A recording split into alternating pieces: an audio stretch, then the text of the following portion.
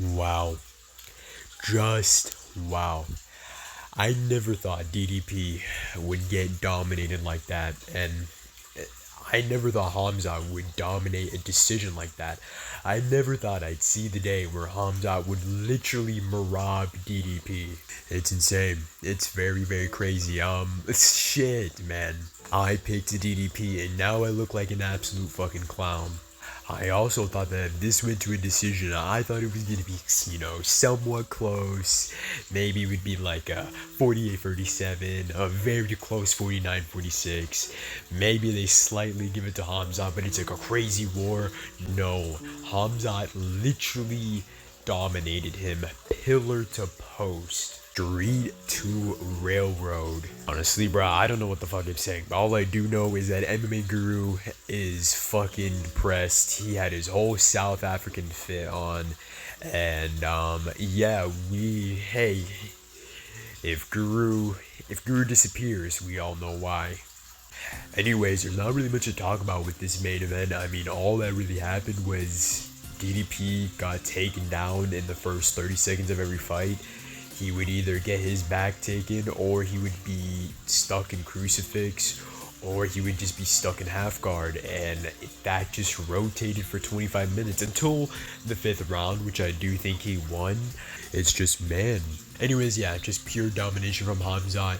Who beats Hamzat Chimaev? I don't know who the fuck beats Hamzat. Bro, how good is Burns? People forget, man. But yeah, anyways, let's just move on. Next, we have Lerone Murphy versus Aaron Pico. Very quick one here. Aaron Pico, he kind of fights, to me, when I was watching, he was kind of fighting like an Ilya Taporia mixed in with like a Michael Chandler. Like the way he was stance and the way he was moving reminded me a lot like Michael Chandler, but sometimes the way he would throw punches was kind of like technical and very nice like Ilya would. But I think he was more so like Michael Chandler because he was so open coming in. And even though Lerone Murphy got taken down multiple times, he was able to actually land 3 big shots on Aaron Pico. So, like in the first minute, he landed a very, very clean elbow that caused Aaron Pico to break. And in the second minute, he landed a massive knee that made him like go for the takedown even more. And I think that's when he got him down, even though he landed that big knee. And then the third time, yeah. Now, will Aaron Pico win his next fight? Most likely. They're probably honestly going to give Aaron Pico the Dan Ige test, or they're going to give him like Yusuf Zalal, or they're just going to give him someone like that, most likely. Or they're going to give him a notable name in the featherweight division that's not ranked. Or they'll just give him Calvin Kattar and let Calvin Kattar get murdered again. Next, we have Joff versus Carlos Prates. Carlos Prates fucking, like the first 2 minutes and 30 seconds, it was kind of even. Like Joff was able to pressure CP back, but then after CP got his reads, he was in an immediate flow state. It was starting to really fuck up Joff. He was landing very nasty knees, very nasty punches on Joff, but I actually thought Joff was going to survive because obviously Joff has never been KO'd. Yes, he's been finished. Yes, he's been beat, but he's never been knocked out stiff, out cold. And that's the first time we've ever seen Joff really out bad with a spinning elbow right at the end of the round. Good win for CP. He's going to be at UFC Brazil. Good for him. I guess you do him against, maybe Colby, maybe Buckley. Either Buckley, Leon, I don't know. But that was a very, very beautiful performance from CP. It was insane. Beautiful. Next, we have Cannonier versus MVP.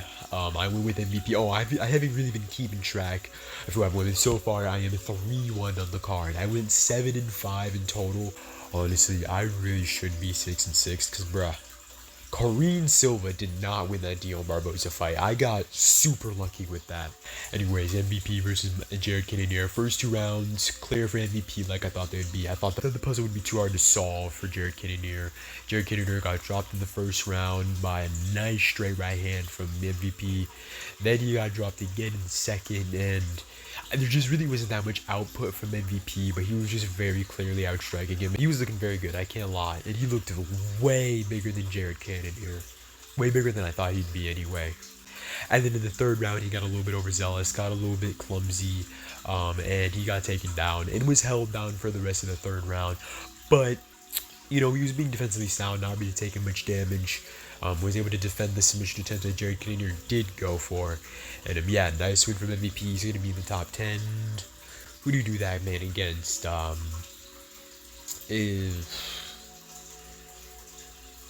mean, maybe the loser of Imavon versus Moralo.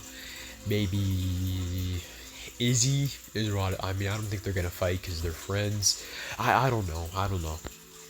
Next, we have Tim Elliott versus Kai Sakura. How do you let this man win a fight in 2025 is beyond me. I'm telling you, bro.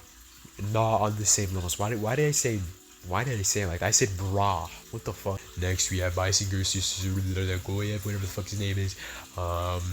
He got rocked in the first round, and Eryk Nolan was looking quite decent. Then I think Surser hurt him with a teep and got him down, and then he choked him out. Next, we have GM3 versus Mikhail Olegzaychuk. I picked Mikhail Olegzaychuk.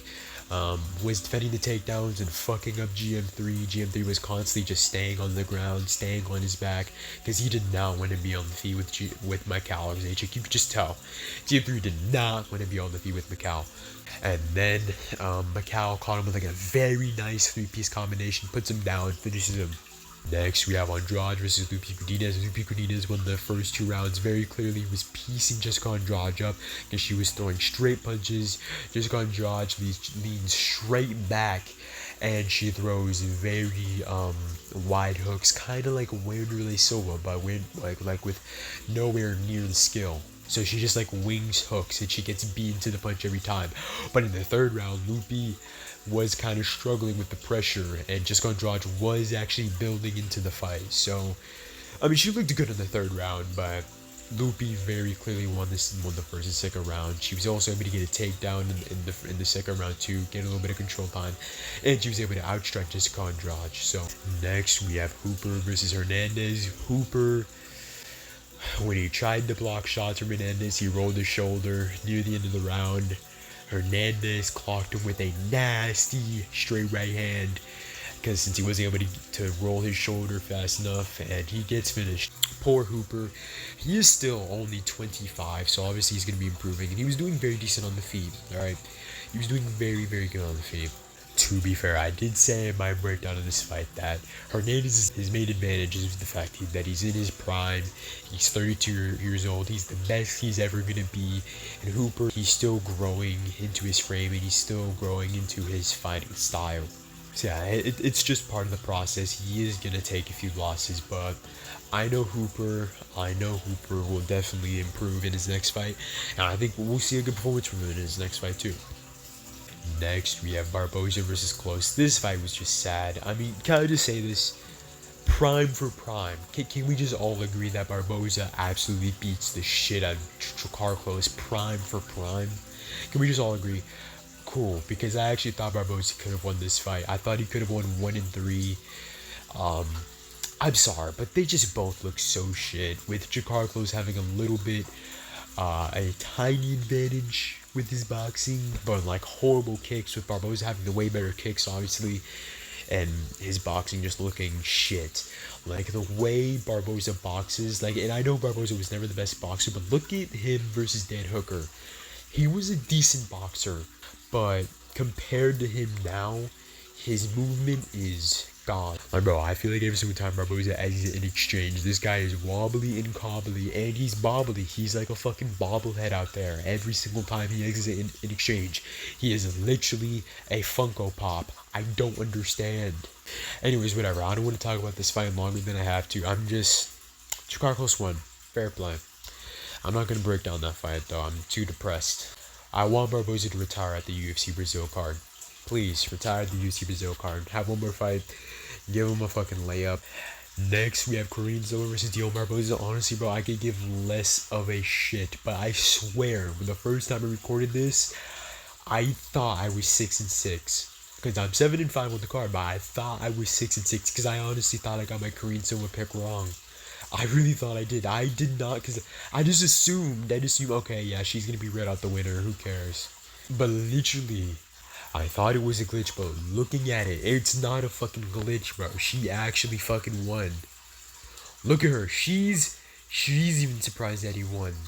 Anyways, hope you guys enjoyed the video. Like and subscribe if you did. Please comment if you've reached this far. Comment for the algo so it can help me out. And yeah, hope you guys enjoyed the video.